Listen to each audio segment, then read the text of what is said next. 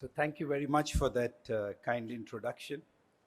So Honorable Minister for Power, New and Renewable Energy, Mr. R.K. Singh, His Excellency Mr. Soda, my distinguished colleagues on the dais, as well as all the delegates and participants today.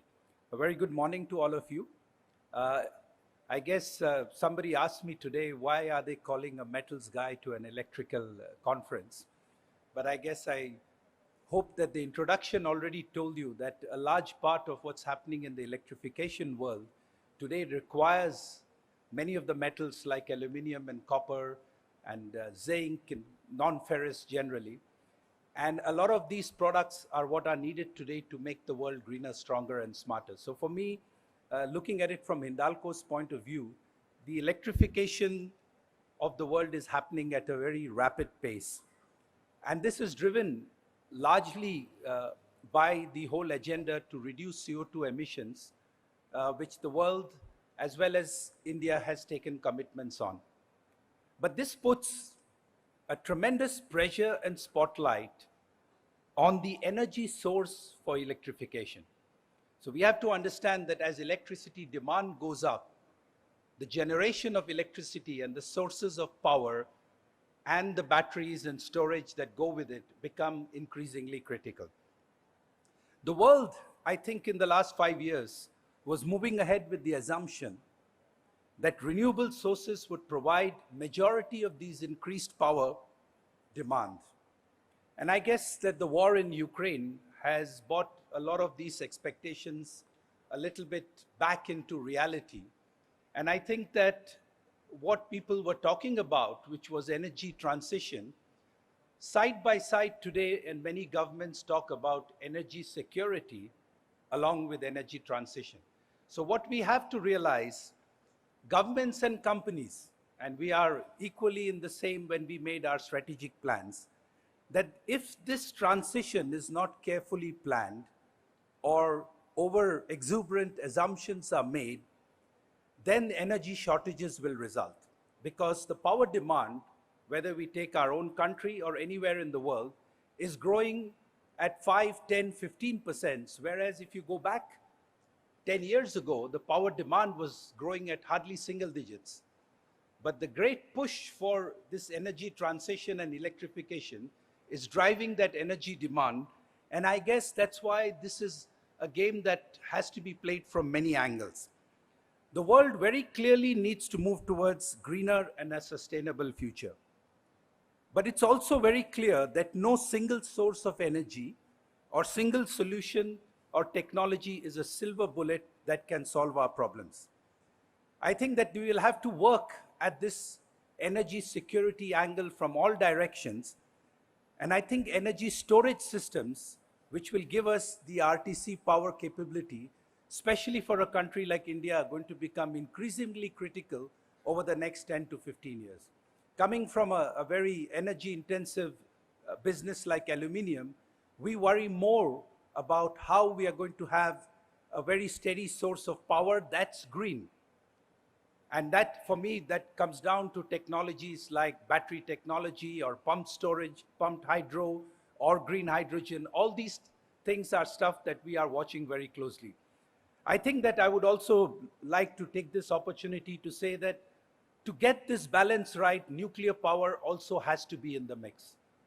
And you can see many of our competing countries, the Middle East, are all heavily investing into nuclear power as well. I know that there are historical allusions to nuclear power that were not very favorable, but technology has moved on. And today, the newer nuclear technology is something that as a country we should look at. Let me make 3 brief points in my speech, which I think are critical. So just as a disclaimer, I didn't use ChatGPT to make this speech. I spent some time thinking about it. I think for a country like India and generally the world, the circular economy and recycling are going to be critical. Availability of lithium, zinc, cobalt, rare earths, all of these are going to get increasingly more and more difficult as this whole electrification journey takes off. So I think that in India, we have to set up the supply chains and the technology, which Hindalco is already on the journey to do. So what happens with the metal is that today you can get it from the conventional ore route, but increasingly you have to get larger and larger percentages through the recycling route. Just to give you an example, of the 4 million tons of aluminum that our subsidiary Novelis uses, 62% of it comes from recycled metal. So just imagine the power of recycling and a circular economy. There used to be, for us engineers, a mantra called, we used to design for maintenance. Today, the new mantra we are talking about is design for recycling. It should be easy for you to recycle products rather than crush it together and shred it, and it gets very difficult to sort out. The second very important part in this whole electrification and green journey is digital and automation to get improved efficiency. The amount of CO2 saving you can do by getting more efficient is quite amazing. I have to tell you that when the US first came out with the CAFE rules on emissions, it was just the efficiency of the IC engines that gave majority of those benefits at the beginning. So as we go to greener sources, we should not lose sight that pumps, motors, drives, transformers, all of these, air conditioners, using newer and newer technology, you can get a lot more efficient. And if you combine that with digital and AI tools that are coming out, efficiency itself can give us a big boost in this whole sustainability journey. India has a crucial role to play. We are going to be among the world's top 3 economies.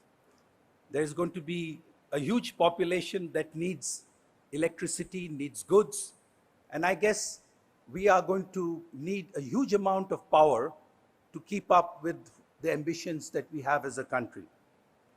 Now, we also have ambitions, as Rohit and many others said, not just to do things for ourselves, but also do technology and manufacturing for the rest of the world. And I think this is this opportunity today is really clearly there on us because of various geopolitical and macroeconomic things. So I think India and Indian manufacturing, and a large part of you who are in this audience and probably are doing it as well, I think it's very important for us to grab this opportunity. But just to reiterate the point that Rohit said, the quality, the service, and the reliability that the world expects from these technologies is something that we will have to match the expectations of. So in closing, the world is going to electrify at a rapid pace. And the whole ecosystem of energy providers, equipment manufacturers, and service providers will have to make sure and work together so that this electrification is green and sustainable.